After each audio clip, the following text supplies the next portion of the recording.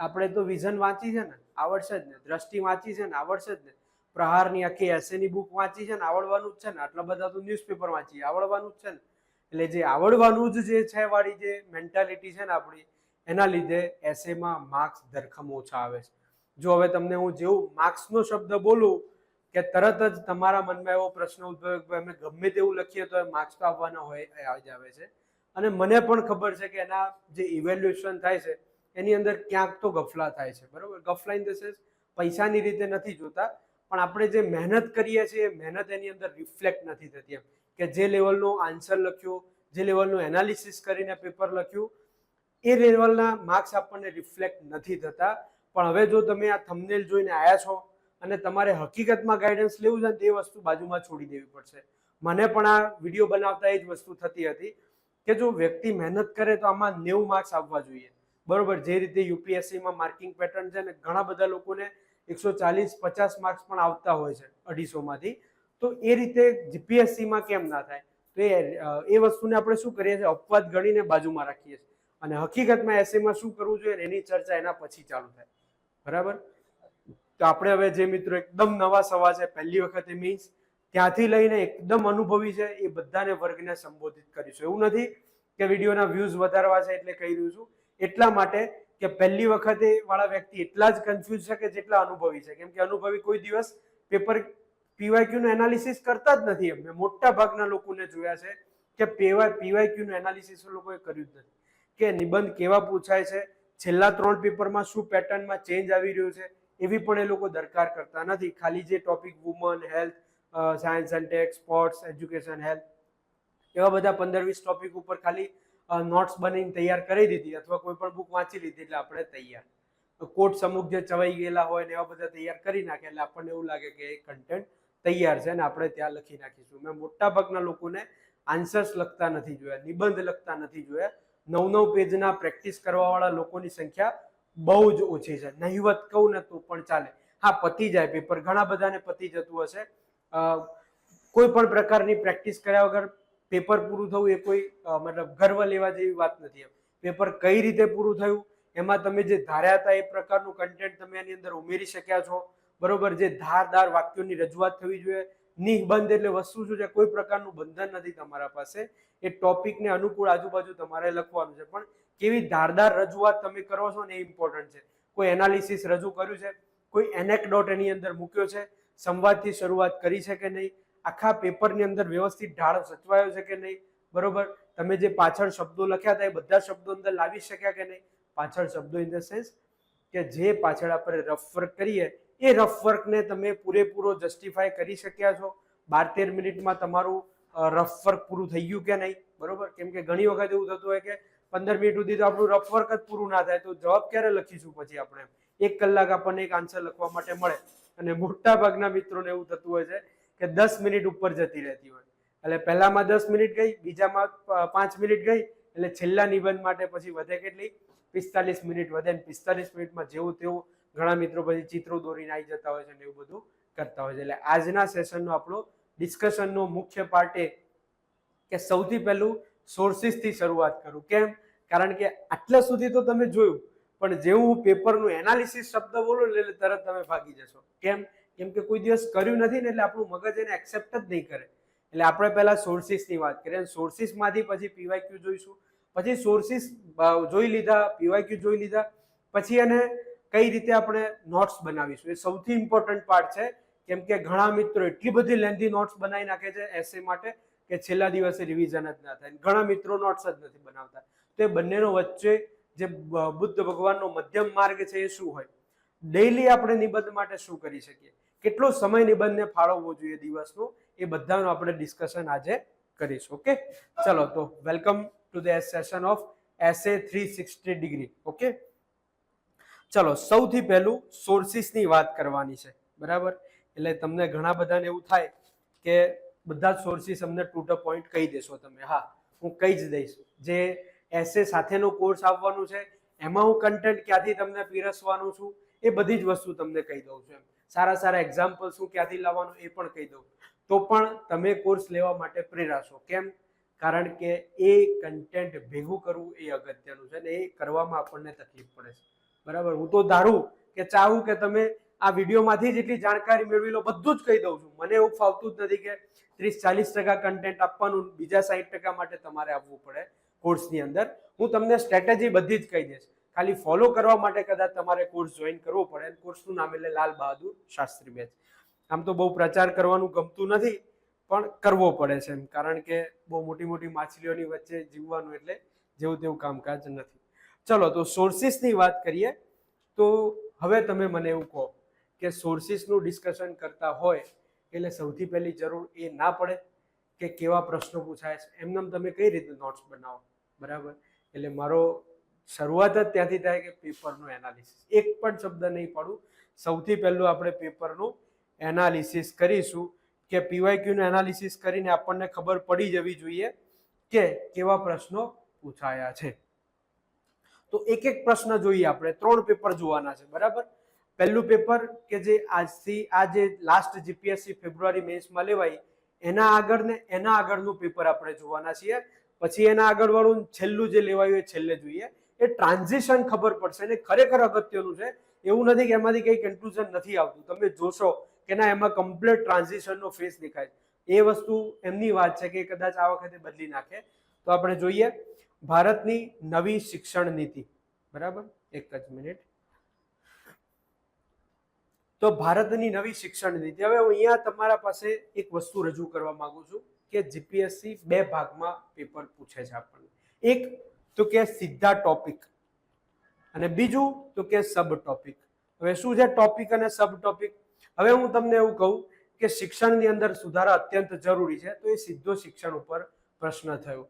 પણ જેવો તમે ન્યૂ એજ્યુકેશન પોલિસી બોલો એટલે શું થયું? સરકારના શિક્ષણ સુધારાના એફર્ટ્સ એક એનો ભાગ પડે અને એના ઉપર એ એફર્ટ્સ પૈકીનો એક એટલે ન્યૂ એજ્યુકેશન પોલિસી. તો શું થયું? એજ્યુકેશન એ આનો મુખ્ય ટોપિક છે, જ્યારે ન્યૂ એજ્યુકેશન પોલિસી એ આનું શું છે? સબ ટોપિક છે, બરાબર. જે મિત્રોને એવું હોય કે સોર્સિસ ને બધું, તો નીચે ટાઈમ લેપ્સ આપી દઈશ. જેમને પીવાયક્યુ નથી જોવું એનાલિસિસ, એ ટાઈમ લેપ્સ જોઈ અને આગળ દોડવું હોય તો દોડી શકે છે. તો પહેલી વસ્તુ જોઈએ આપણે એજ્યુકેશન છે અને એનું સબ ટોપિક હતો ન્યૂ એજ્યુકેશન પોલિસી. બીજું જોઈએ શું આઈટીઈએસ ઇન્ફોર્મેશન ટેકનોલોજી ઇનેબલ્ડ સર્વિસીસ મહામારીના સમયમાં કારગર પુરવાર થઈ છે. તો ટેકનોલોજી એ શું છે? ટેકનોલોજી એક નિબંધ છે અને એ પૈકીનો એક ભાગ પડ્યો આઈટી ઇનેબલ્ડ સર્વિસીસ અને ટોપિક એમાં શું છે? આઈટીઈએસ એ સબ ટોપિક થયો. એમાં કઈ જગ્યાએ? મહામારીની અંદર કઈ રીતે કારગર પુરવાર થઈ છે. જો આપણી નોટ્સ પણ આ રીતે બનશે અને સોર્સિસ પણ આપણે આ રીતે રિફર કરવાના થશે કે જો સીધો સિલેબસનો ટોપિક પૂછાતો હોય ને તો આપણે દ્રષ્ટિ કે પ્રહાર કે પછી શૂન્ય આઈએએસ કે કોઈ પણ નોટ્સ પકડીને વાંચી નાખીએ તો ચાલે. પણ જો સબ ટોપિક પૂછાતા હોય ને ત્યારે પછી એ બધા વામણા પુરવાર થાય, નાના પુરવાર થાય. એ તમને વ્યવસ્થિત કન્ટેન્ટ સુધી ના પહોંચાડી શકે, બરાબર. એના પછી જોઈએ આપણે સાંપ્રત સંજોગોમાં પાડોશી દેશો સાથે જીઓપોલિટિકલ મતભેદો અને બીજું શું છે? વેપાર એ ખરેખર એક પડકાર બની ગયો. નેપાળ સાથે કે બાંગ્લાદેશ સાથે કે ભૂટાન સાથે આપણા પાડોશી દેશો છે. તો જીઓપોલિટિકલી જે રાજકીય જે વસ્તુઓ ખરી એને કઈ રીતે મેનેજ કરવાનું અને એના સાથે સાથે વેપારને કઈ રીતે મેનેજ કરવાનું. જેમ કે પાકિસ્તાન સાથે આપણા સંબંધો બગડે છે અને એના કારણે સીધી વેપાર ઉપર અસર થાય છે. જો નેપાળ કે જો હમણાં જ મારો નાનો ભાઈ એક નેપાળની મુલાકાતે ગયા હતા, એક એમના ડિસ્ટ્રીબ્યુટરને મળવાનું હતું. તો ડિસ્ટ્રીબ્યુટરે કીધું કે તમે ખાઓ પીઓ અહીંયા મોજ કરો નેપાળની અંદર. ખરેખર એમના પાછળ પૈસા વાપરે પણ કામ કરવાની ના પાડી એમના સાથે. કેમ કે એમનું સીધો લિંકઅપ ચાઇના સાથે જબરજસ્ત છે. ચાઇના સાથે એટલું બધું જોરદાર એ લોકોને, ભલે કે તમે આ જ બલ્બ અમને આટલા રૂપિયામાં બનાવીને આપી દો સસ્તો, પેલો કે પણ અમે 2 વર્ષ ચલાવીએ એટલો, પેલો વર્ષ કે અમારે વર્ષ જ ચાલે એટલો લેવું છે. પણ અમારું એ રીતે ચાઇના સાથે બોન્ડિંગ. તો એ બોન્ડિંગ, રાજકીય સમીકરણો બધા અને વેપારને કઈ રીતે અસર થાય. તો આ શું થયો? એક સબ ટોપિક થયો. જીઓપોલિટિક્સ એ આનો શું હતો? મેઇન ટોપિક હતો અને એની અંદર વેપાર એક એનો એક બહુ મહત્વનો હિસ્સો અને બીજું એની અંદર શું લીધું? પાડોશી દેશો, બરાબર. હવે એના પછી જોઈએ હિમશિલા પીગળવાના પરિણામો ફક્ત વિશ્વના એક ભાગ પૂરતા નથી. હવે જુઓ ક્લાઇમેટ ચેન્જ બહુ બધી રીતે અનુભવાય છે. તમે અત્યારે વરસાદ જુઓ તો વરસાદે હવે ટોટલ ચોમાસું નથી રહ્યું, છૂટક છૂટક દિવસો થઈ ગયા છે વરસાદના. ચોમાસું નથી રહ્યું, વરસાદના છૂટક છૂટક દિવસો થઈ ગયા છે. તો ટેમ્પરેચરનું રાઇઝ હોય કે પછી આ રીતે હોય. અને એ પૈકીનો એક સબ ટોપિક હતો, શું છે? હિમશિલા પીગળવી. હવે તમે વસ્તુ સમજી શકો છો કે તમારે અહીંયા ક્લાઇમેટ ચેન્જ લખવાનું છે. ના નથી, ક્લાઇમેટ ચેન્જ તમે લખી શકો, પણ મોટા ભાગનું કન્ટેન્ટ તમારું 30 થી 40% કન્ટેન્ટ હિમશિલા ઉપર આવવું જોઈએ. 30% તો ખરું જ. એ જ રીતે ઉપર જીઓપોલિટિક્સ, તમે આખી દુનિયાની વસ્તુ લખો, પણ તમારો 50% આન્સર, દરેકના રેશિયો અલગ અલગ હશે. જેમ કે ઉપરનો જે ક્વેશ્ચન ખરો એની અંદર તમારે શું કરવાનું છે? તો geopolitics plus trade plus neighbouring countries, 3 વસ્તુ આવે. તો એ 3ના આજુબાજુ તમે પહેલા જીઓપોલિટિક્સની વ્યાખ્યા આપો કે શું છે, કઈ રીતે ભારત એનું જીઓપોલિટિક્સ સંભાળે છે, એમાં સોફ્ટ પાવર શું, હાર્ડ પાવર શું. પણ અંતિમ તમારો 50% ભાગ તો કોને આપવો પડે? ટ્રેડ અને નેબરિંગ કન્ટ્રીઝને પણ આપવો પડે. એટલે વસ્તુ કેવી થઈ? આ તમે ટ્રેડ માની લો કે છોડી દો, તમારે નેબરિંગ કન્ટ્રીઝ ઉપર જ લખવું છે, છતાં પણ તમારો જવાબ નેબરિંગ કન્ટ્રીઝ ઉપર કેન્દ્રિત રહેવો જોઈએ.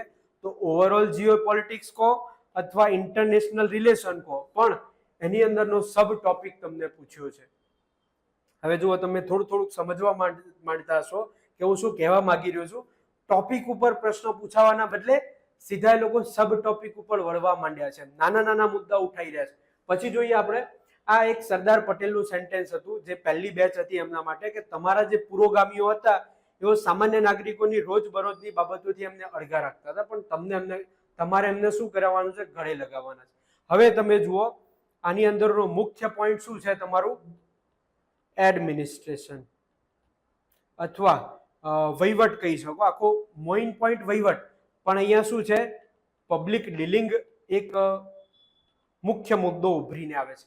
ગયો આપણે જે જીઓપોલિટિક્સ વાળું જોયું એમાં 50% તમારે એના પર લખવું પડે, અહીંયા 30-40% લખો તો પણ ચાલે. પણ તમારો મુખ્ય જવાબ તો લોકો સાથેના વ્યવહારને સમજવો, લોકોના સાથેના વ્યવહારને સમજવો, એ રીતનું એમને પોતાની જાતને અળગી રાખી ના શકો એમ, તમે લોકોથી દૂર ના જઈ શકો. હવે આની અંદર તમે પબ્લિક પોલિસી મેકિંગ ના તે બધું બનાવવા જાઓ તો તમારો જવાબ પોઈન્ટથી ભટકી જતો હોય છે. એટલે તમારે મુદ્દા ઉપર રહેવા માટે શું કરવું પડે? આની આજુબાજુ વધારે લખવું પડે. તમારું સેન્ટર પોઈન્ટ આ હોય, ફોકલ પોઈન્ટ કહેતા હતા ને, સેન્ટર પોઈન્ટ આ હોય, કેન્દ્ર આ હોય, ત્રિજ્યા અલગ અલગ હોઈ શકે છે.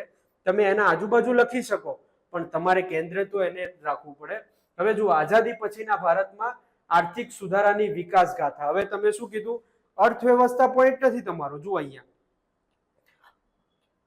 અર્થવ્યવસ્થા નથી પૂછી, શું પૂછી? આઝાદીથી અત્યાર સુધીનું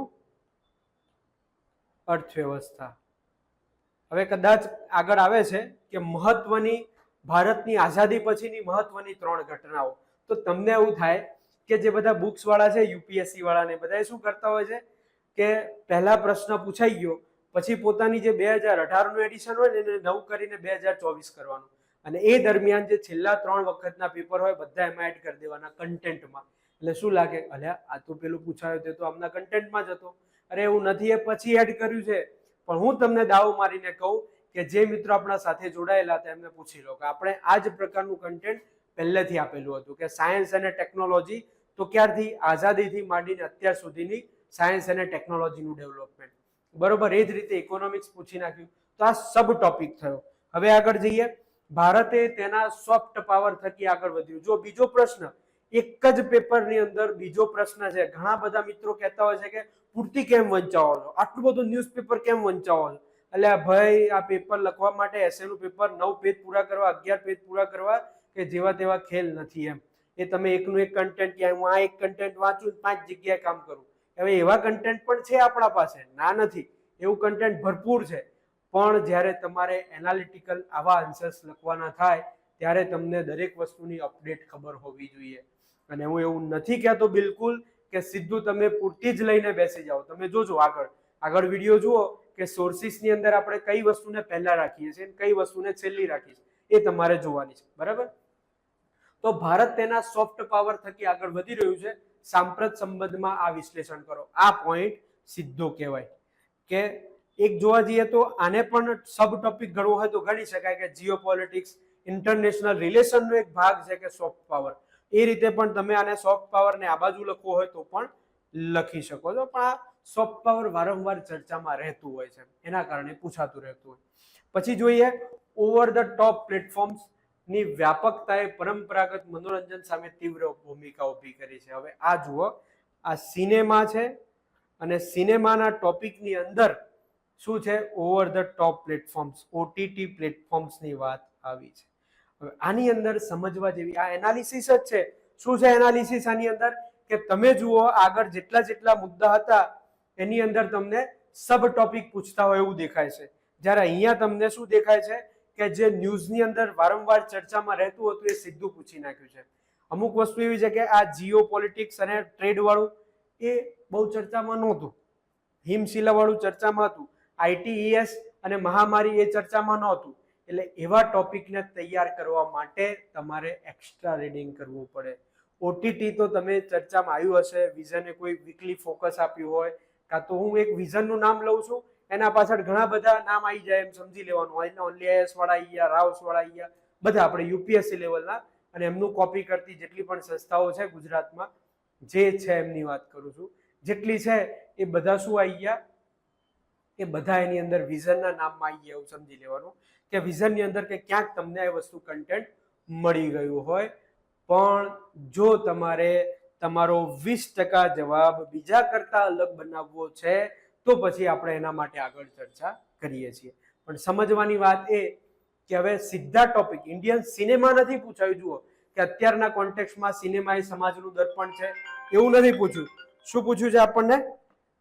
સિનેમા એ સમાજનું દર્પણ છે એવું નથી પૂછ્યું, ઓવર ધ ટોપ પ્લેટફોર્મ્સ પૂછી નાખ્યું છે. ચલો પછી એના પછી જોઈએ આપણે પેપર વ્હાઇટ કોલર ક્રાઇમ્સ. તો ક્રાઇમની અંદર તમે જુઓ કે વ્હાઇટ કોલર ક્રાઇમ્સ પૂછે. બીજા ઘણા બધા પ્રકારના ક્રાઇમ્સ છે. ઓવરઓલ ક્રાઇમ્સની સંખ્યા પ્રમાણ ભારતમાં પૂછવું હોત તો પૂછી શકત, પણ શું પૂછ્યું? Particular white caller crimes.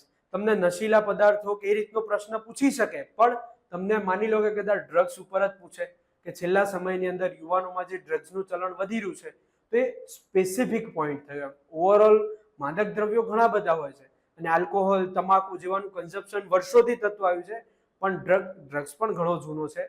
પણ ભારતની અંદર જોવા જાઓ તો છેલ્લા 3-4 વર્ષની અંદર, 5 વર્ષની અંદર એનું પ્રમાણ સખત રીતે વધ્યું છે. બરોબર? તો એ વસ્તુ શું થયું? તમારું સબ ટોપિક થયો. એ જ રીતે ક્રાઇમની અંદર પણ વ્હાઇટ કોલર ક્રાઇમ. હવે તમે ક્રાઇમ માટે ગમે તેટલા થોથા ફેદીને જાઓ પણ વ્હાઇટ કોલર ક્રાઇમનું એમાં 2 પેજથી વધારે ના મળે કોઈ દિવસ. અને એના માટે તમારે થોડુંક એક્સ્ટ્રા રીડિંગ કરવું પડે. પણ કયા મિત્રોને કરવાનું છે એક્સ્ટ્રા રીડિંગ? એવા મિત્રો કે જે ઓલરેડી જીએસ નો સિલેબસ પતાવીને બેઠા છે. કેમ?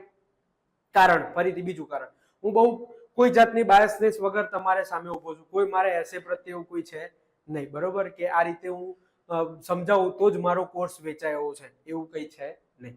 એટલે હું પૂરેપૂરા બાયસનેસ વગર વાત કરી રહ્યો છું કે તમારે શું કરવાનું છે? એક્સ્ટ્રા રીડિંગ આના માટે કરવું પડશે. પણ ક્યારે? જીએસ ના ટોપિક પૂરા થઈ જાય પછી. કેમ? કારણ કે 3 માંથી એક ટોપિક તો તમને એવો મળી જ રહેશે કે જે તમે વાંચેલું હોય એમાંથી સીધો હોય. જેમ કે ઓટીટી પ્લેટફોર્મ્સ, એ તમને સીધો મળી ગયો. પછી જોઈએ આપણે આઝાદી પછી આર્થિક સુધારાઓ, કોઈએ ના વાંચે એવું ના બને તો એ તમને સીધો મળી ગયો માની લો. પછી જોઈએ આપણે ભારતની શિક્ષણ નીતિ, કોઈએ ના વાંચ્યો એવું ના બને. પણ કેવું છે, એક્સ્ટ્રા રીડિંગ માટે કે એક્સ્ટ્રા તમારે એક્ઝામ્પલ્સ આપવા છે, સારા એનેક્ડોટ્સ મૂકવા છે, સારી કેસ સ્ટડીઝ લખવી છે, તો પછી તમારે એક્સ્ટ્રા રીડિંગ તમારે કરવું પડે.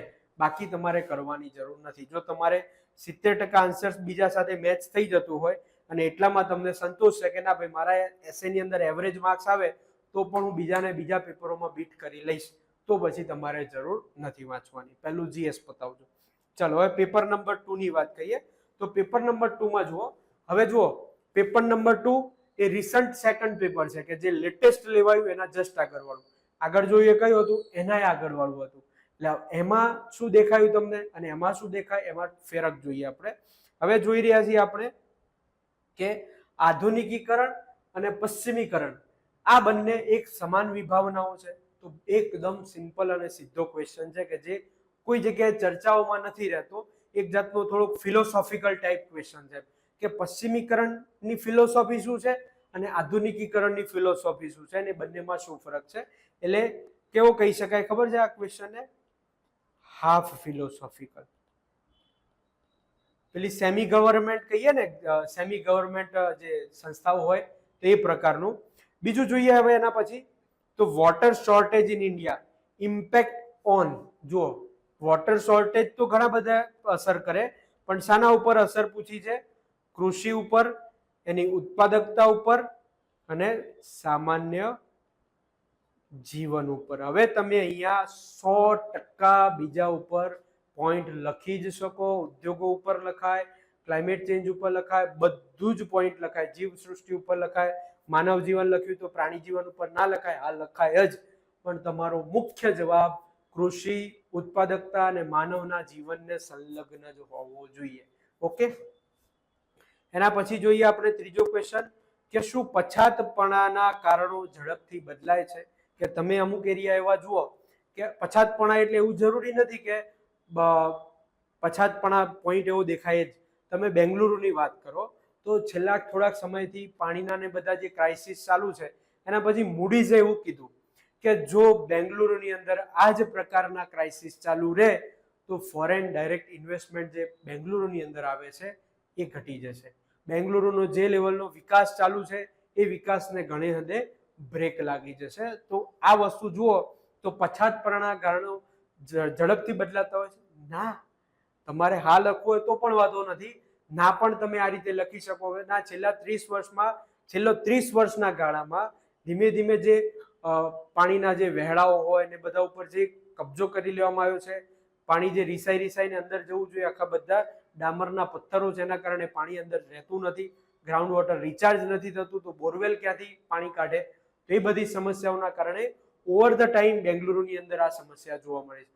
હવે બીજું ઉદાહરણ લઈએ, જોશીમઠનું ઉદાહરણ લઈએ તો એ એરિયાની અંદર હવે ટુરિઝમ જબરજસ્ત ફૂલ્યું છે, પણ આવનારા સમયની અંદર જો આ તિરાડો ને આ તે બધું ચાલુ રહ્યું તો શું થાય? આ ટુરિઝમ ઉપર ધીમે ધીમે બ્રેક મારવી પડે. બરોબર? તો એ બ્રેક મારતા એમની ઇન્ડસ્ટ્રીને નુકસાન થાય. આ જ રીતે માની લો કે કોઈ ગુજરાત છે અને ગુજરાત પાસે જે સ્ટ્રેન્થ હતી એ સ્ટ્રેન્થ અત્યારે બાજુના જ કોઈ રાજ્ય પ્રોવાઈડ કરી દે તો ઇન્ડસ્ટ્રી બધી એની તરફ પણ શિફ્ટ થવા માંડતી હોય છે. એ રીતે તમે જોઈ શકો છો. હવે પછાતપણાના કારણો એટલે આ રીતે તમારા જવાબને ડિવાઈડ કરવાનો થાય, પણ આ કન્ટેન્ટ તમને ક્યાંય જ મળે નહીં. તો આ શું થયું? એકદમ ઇનડાયરેક્ટ પ્રકારનો એસે છે. બરાબર? હવે આના માટે તમે એવું કહો કે અમે કોઈ પણ પ્રકારનું કન્ટેન્ટ સીધું વાંચ્યું અને લખી નાખીશું, તો આમાં પોસિબલ નથી. બરોબર? પણ તમે એવું બનશે ખરું કે 3 નિબંધ જે હોય તમારા પાસે એમાંથી એક જ નિબંધ તો તમને એવો લખવા લાયક લાગતું જ હશે કે ભાઈ આ તો આપણે લખી નાખીશું, પણ આખું ગામ એના માટે લખતું હશે. બરોબર? એટલે બની શકે કે તમે બધાના એવરેજ માર્ક્સની અંદર રહી જાઓ.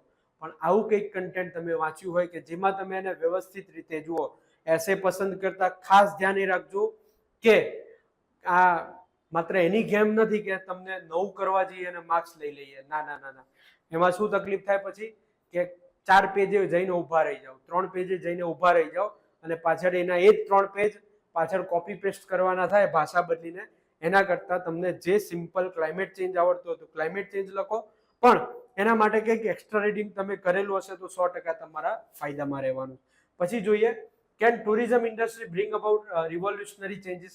ટુરિઝમનો પ્રશ્ન અહીંયા નથી પૂછ્યો. ટુરિઝમ કઈ બે વસ્તુને ઇફેક્ટ કરી શકે કે નહીં એ પ્રશ્ન છે.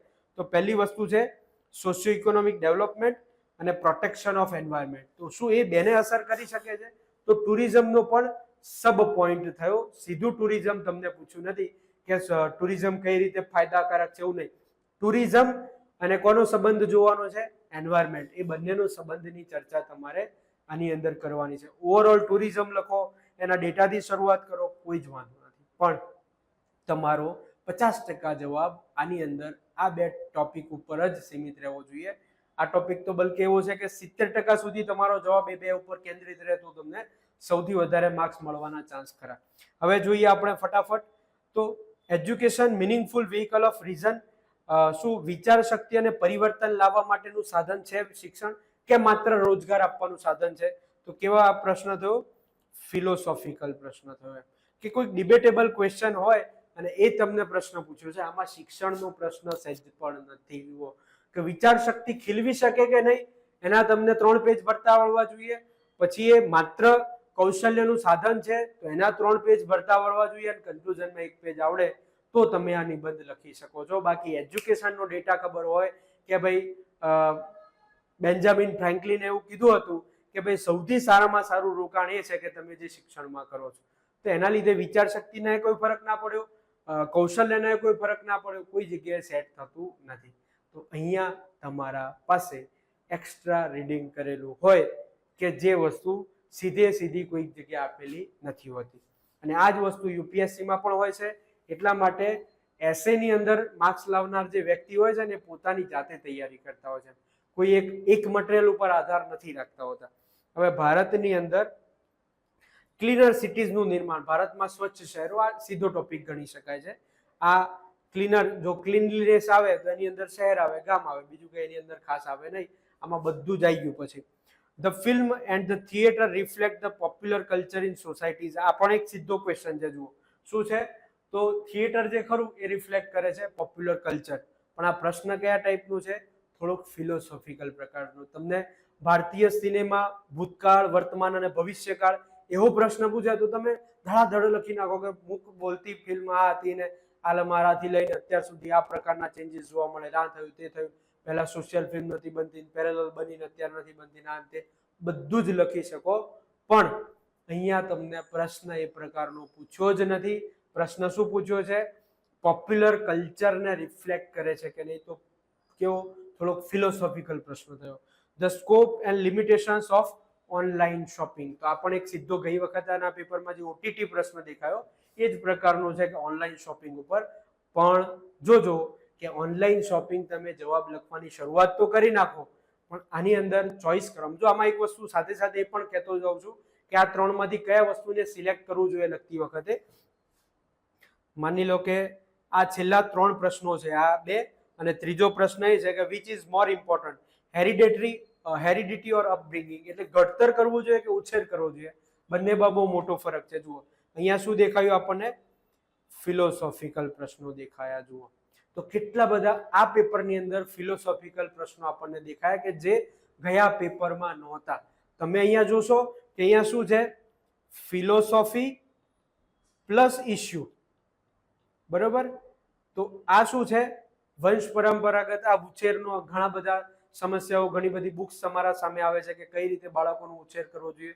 તો ઉછેરની અંદર જે સમસ્યાઓ જોવા મળે છે એ ઇશ્યુ છે, અને એ ઇશ્યુના આધાર ઉપર બનાવ્યો છે પ્રશ્ન ફિલોસોફિકલ. એ જ રીતે અહીંયા જુઓ કે રંગભૂમિ અને ચલચિત્ર, એ પણ એક ઇશ્યુ છે કે અત્યારે જે સિનેમા છે એ શું અત્યારના કલ્ચરને રિફ્લેક્ટ કરે છે, એવું જ કલ્ચર છે કે જે મૂવીઝમાં બતાવવામાં આવે છે કે માત્ર 10% લોકો જે જીવે છે એ જ કલ્ચર મૂવીઝની અંદર. હવે ઘણા બધા પબ પાર્ટીઝ ને રેવ પાર્ટીઝ ને બધું પોપ્યુલર કલ્ચર નથી, એ 90% લોકો એને જીવતા નથી, માત્ર 10% લોકો એ વસ્તુને જીવે છે, અને એ જ વસ્તુ મૂવીઝની અંદર રિફ્લેક્ટ થાય તો એને પોપ્યુલર કલ્ચરનું પૂરેપૂરું રિફ્લેક્શન ગણી શકાય નહીં. આંશિક રિફ્લેક્શન થાય છે હવે કલ્ચરનું.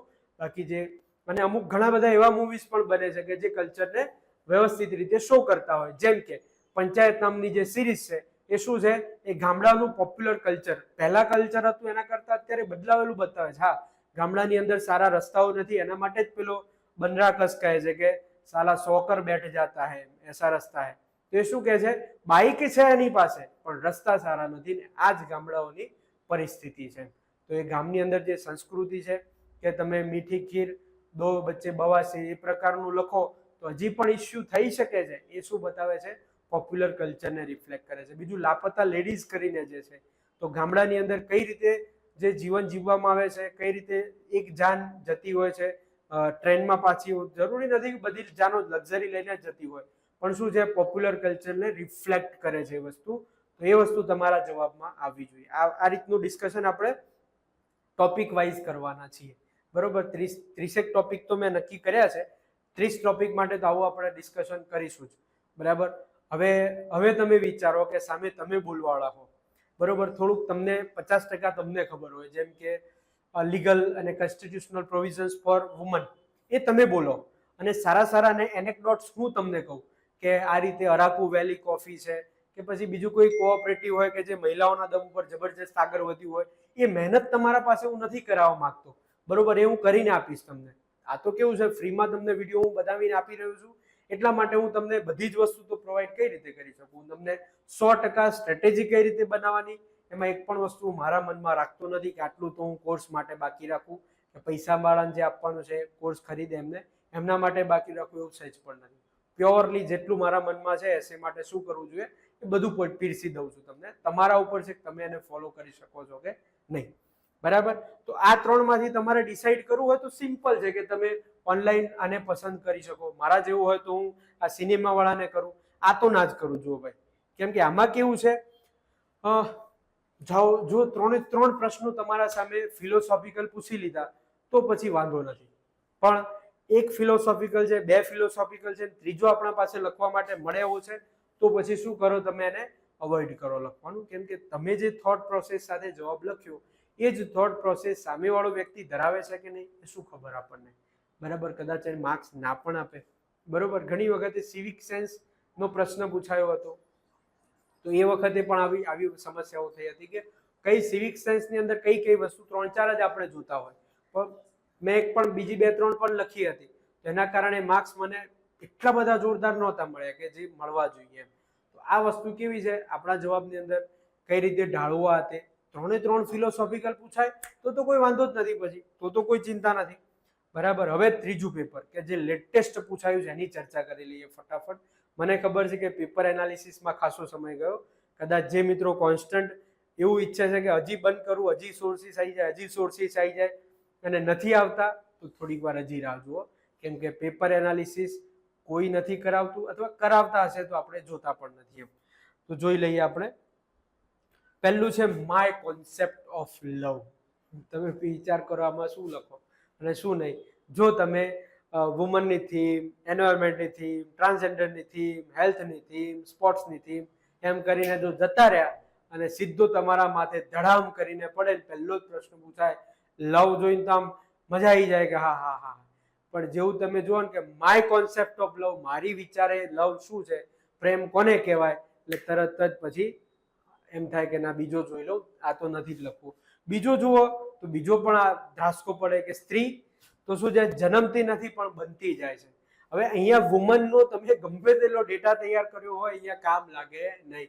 આની અંદર તમારે એનાલિટિકલ એબિલિટી તમારી કામે લગાડવી પડે. આજુબાજુમાં બહેનોને જે રીતે એમને ટ્રીટ કરવામાં આવતી હોય છે, જન્મતી નથી, સ્ત્રી ને પુરુષ સરખા જ જન્મે છે, પણ એમને એ રીતે બનાવવામાં આવે છે, એનું અપબ્રિંગિંગ એ રીતે, ઘડતર અને ઉછેર એમને એ રીતે કરવામાં આવે છે કે એ સ્ત્રી બનતી જાય છે. તો એને જમવાનું બનાવતા ના આવડતું હોય તો એની માતા જ એને કહેશે કે ના, તને જમવાનું તું ગમે તેટલું ભણે પણ તને જમવાનું બનાવતા તો આવડવું જોઈએ. હવે આ વખતે તમે ડોક્ટર કિરણ મજુમદાર શો, નહીં સોરી, ઇન્દ્રા નુઈનું કે પેપ્સિકોના ચેરમેન જે હતા એ, તો એ જ્યારે એમની મમ્મી, પોતાની મમ્મી અને એમના હસબન્ડ ઘરમાં રહેતા હોય છે, હવે એ જબરજસ્ત મોટી પદવી ઉપર એમને પ્રમોશન મળે છે કંપનીની અંદર અને ખુશખુશાલ થઈને ઘેર આવે છે. જેવું ઘેર આવે છે, કઈ વાત કરે ના કરે એના પહેલા તો એમના મમ્મી, પોતાના મમ્મી, સાસુ નહીં, પોતાના મમ્મી એમને કહી દે છે કે જા જઈને દૂધ લઈ આય. ને એ જોવે છે કે ઘરમાં એમના હસબન્ડ બેઠા છે, તો એને મમ્મીને કીધું કે એમને ના કહી શકે, ના એમને ના કહેવાય, તારે જ લાવવાનું હોય, તારી જવાબદારી. તો શું થયું, એટલી મોટી પોસ્ટ ઉપર બેઠેલા વ્યક્તિને પણ આ રીતે પુરુષ અને સ્ત્રીનો ભેદભાવ જોવા મળે છે. તો સ્ત્રી બનતી જાય છે. તમે આને દરેક પ્લેસ ઉપર લઈ જઈ શકો, પણ અહીંયા તમને શું કરવામાં, તો જે લીગલ પ્રોવિઝન્સ ને કોન્સ્ટિટ્યુશનલ પ્રોવિઝન્સ ને ઘણા બધા કોર્ટ્સ ને બધું તૈયાર કરીને ગયા હોય ને, ધરા કે ધરે રહી જાતે. 50% કામ લાગે છે, હું ના નથી પાડતો, પણ ક્યારે કામ લાગે કે જો તમારા પાસે આ વસ્તુને વ્યવસ્થિત રીતે ડાયમેન્શન્સ ખોલતા આવડશે તો જ વસ્તુનો તમને ફાયદો થાય, બરાબર. ત્રીજો પ્રશ્ન છે વ્યક્તિ મનુષ્યત્વ કઈ રીતે પ્રાપ્ત કરી શકે, how a person can attain humanity, બરોબર. તો આની અંદર તમે શું લખો બોલો. 3 પ્રશ્નો ફિલોસોફિકલ થયા અને 3 માંથી એક તો તમારે પસંદ કરવો જ પડે. એટલે જો જીવનમાં કોઈ દિવસ પ્રેમ ના કર્યો હોય તો એ જતો રહે હાથમાંથી. પછી આપણામાં હ્યુમિનિટી ના હોય, રોજ સાંજે જૂઠું બોલતા હોય, નામ કરતા હોય, એમાં એમ થાય કરવા તો લાખી એટલા મજા આવે.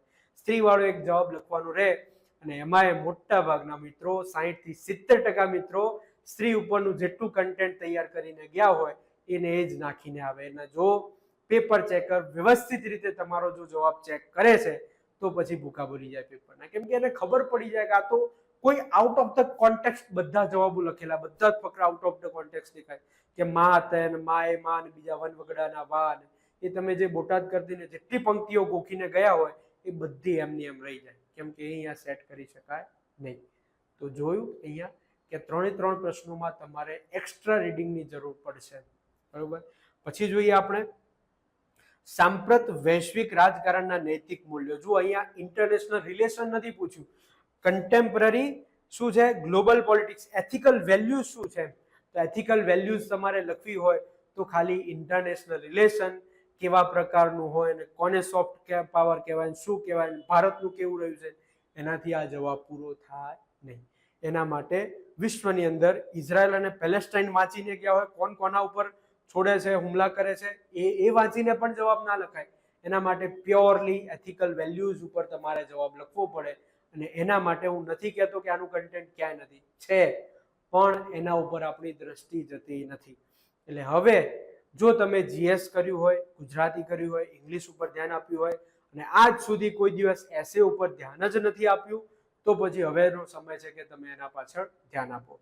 અને જો તમે બીજા બધા બાકી છે તો પણ તમે એને ઇક્વલ લેવલે લઈને તમારે ચાલવું પડશે. બાકી 5 પેપર તમે સારા લખ્યા અને 6થું પેપરની અંદર જો ધબડકો વળે આ રીતે તો બધી જ મહેનત પાણીમાં જતી રહે, કેમ કે એક લેવલ સુધી તો માર્ક્સ લાવવા પડે ને.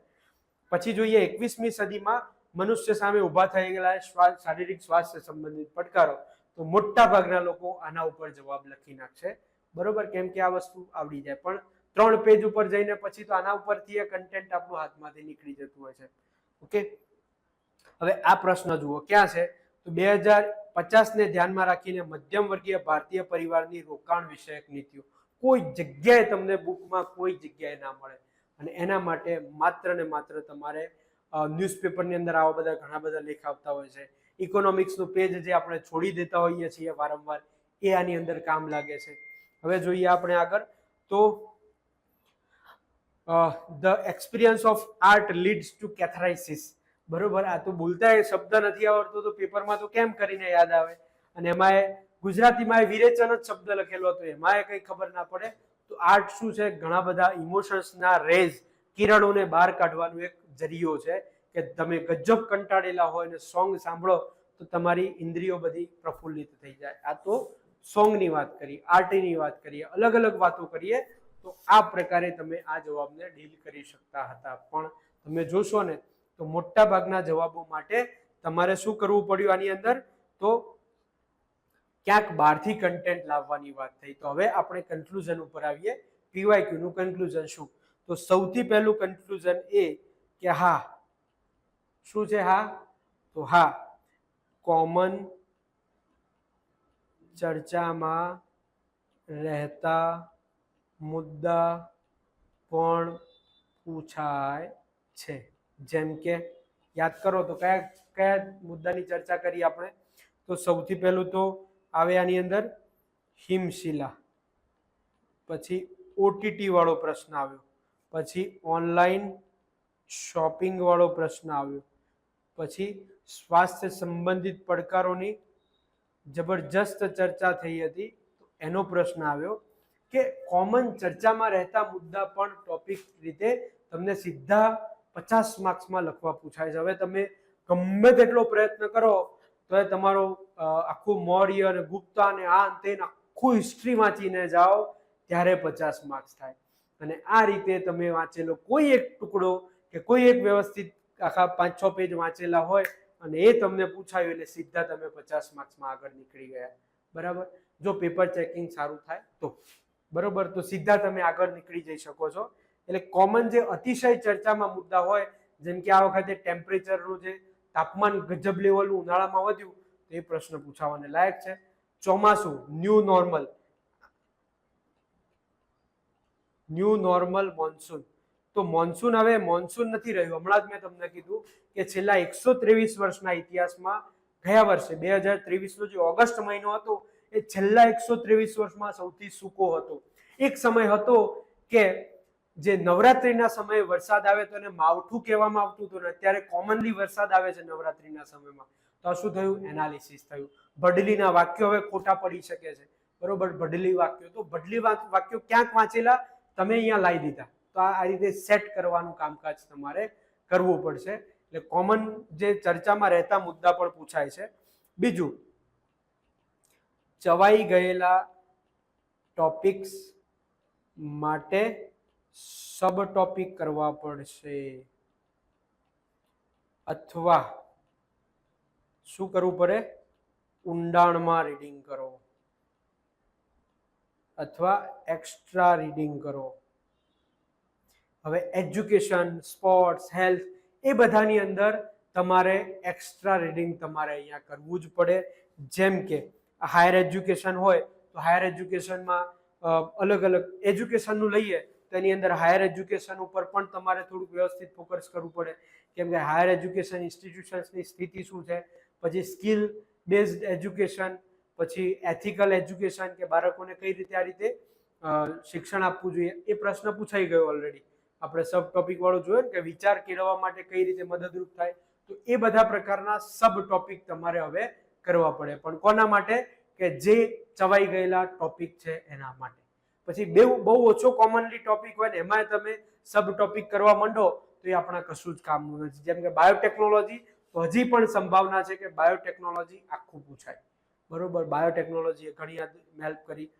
પછી નેનો ટેકનોલોજી હજી પણ આખું પૂછાય, બરોબર? એ રીતે અમુક જે ટોપિક ખરા ને કે જે આખા હજી પણ પૂછાય એવા છે, અમુક ટોપિક એવા છે કે જે હવે તમારે એની અંદર ડિટેલમાં સમય આપવો પડે. તમે ક્યાંક વાંચતા હો અને હાયર એજ્યુકેશન ઇન્સ્ટિટ્યુશન્સ ઉપર લેખ લખેલો હોય, સંસદ ટીવીમાં ડિબેટ આવતી હોય, કે પૂર્તિની અંદર લેખ લખેલો હોય, કે મોદી સાહેબ સ્પીચની અંદર કંઈક વાત કરતા હોય, મન કી બાતની અંદર એનું કંઈક ઉદાહરણ આપતા હોય, કે છેલ્લા 10 વર્ષની અંદર દર 7 દિવસે અમે એક યુનિવર્સિટી ખોલી, કે આ ખોલી, કે મેડિકલની સીટો આટલી વધારી છે, તો એના ઉપર તમારે વિશેષ ધ્યાન આપવું પડશે.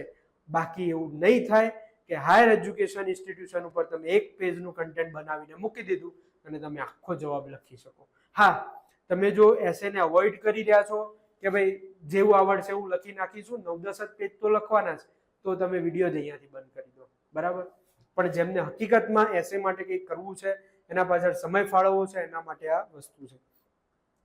ત્રીજી વાત કરીએ આની અંદરથી, ફિલોસોફિકલ એસેસ, બરાબર? હવે જુઓ તમે આગળ પછી આના પછી સોર્સિસ જોશો ને એટલે કેટલું સટ તમારું કામ થાય જોજો. તો આની અંદર વાત કરીએ તો આની અંદર વાત કરીએ આપણે તો ફિલોસોફિકલ એસેનો પેપર 1 જોયું, 2 જોયું અને 3 જોયું. દરેકની અંદર ધીમે ધીમે શું થયું છે, તમને ફિલોસોફિકલનું પ્રમાણ વધતું જાય છે. એનું વધ્યું છે. છેલ્લા પેપરમાં તો કેટલા ફિલોસોફિકલ ટોપિક પૂછાય, કેમ કે એકના એક ટોપિક ઉપર પૂછીને એમને પણ કંટાળો આવી રહ્યો છે કે વારંવાર શું એજ્યુકેશનનું પૂછપૂછ કરું કે ભાઈ સ્કિલ બેઝ આપવું જોઈએ કે આપવું જોઈએ તે. એના કરતા પ્રેમની વિભાવના પૂછો. યુપીએસસી આ જ પેટર્ન ઉપર એસેનું પેપર લખાવડાવે છે અને એ જ પેટર્ન ઉપર જીપીએસસી પણ તમને લખાવવા માંગે છે.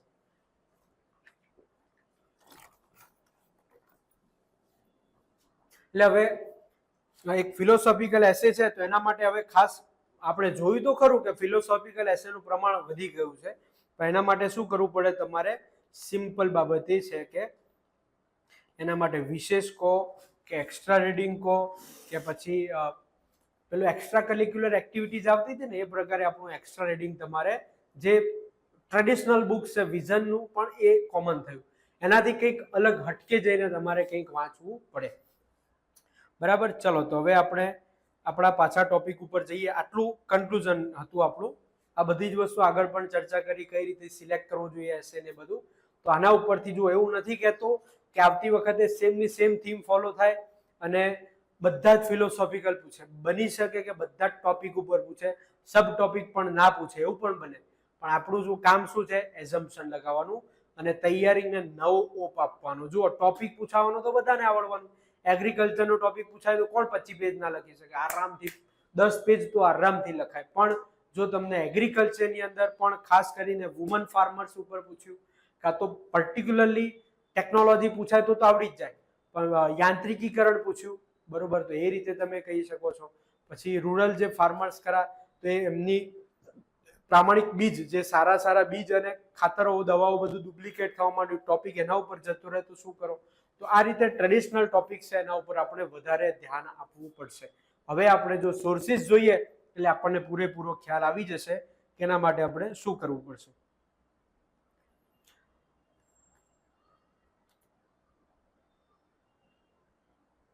ચલો, તો સૌથી પહેલો હવે સોર્સિસ ઉપર કામ કરીએ આપણે. તો સૌથી પહેલો સોર્સ હું લખું છું આની અંદર, વિઝન. બરોબર, તમને એમ થાય કે એક નામ લખીને બચી જવા માંગે છે, કે જેથી એવું નથી. 9માંથી હજી પણ 4 ટોપિક એવા છે અને તમારા નસીબે બધામાં એક એક સેક્શનમાં એક એક ટોપિક એવો આવી ગયો કે જે સીધો પૂછાઈ ગયો. માની લો કે એકમાં ફાર્મર પૂછાઈ ગયું, એકમાં અવકાશ ક્ષેત્ર ઈસરો પૂછાઈ ગયું અને એકમાં અર્થવ્યવસ્થાનો કોઈ એક પ્રશ્ન પૂછાઈ ગયો. તો હજી પણ ચાન્સીસ છે કે તમે જે વિઝન, એટલે બધા જ આવી ગયા વિઝનની અંદર. જો એક પ્રહાર જે આવે છે આપણે ઓનલી આઈએએસ નું, એ પણ આ રીતે કમ્પાઇલેશન બહાર પાડતા હોય છે. શૂન્ય આઈએએસ વાળા પણ બહાર પાડતા હોય છે. હવે મેં શૂન્ય આઈએએસ નું મટીરિયલ હજી સુધી જોયું નથી, પણ આવે છે ખરું, ટોપિક વાઇઝ આવે છે કે હેલ્થ ઉપર, એજ્યુકેશન, વુમન ઉપર.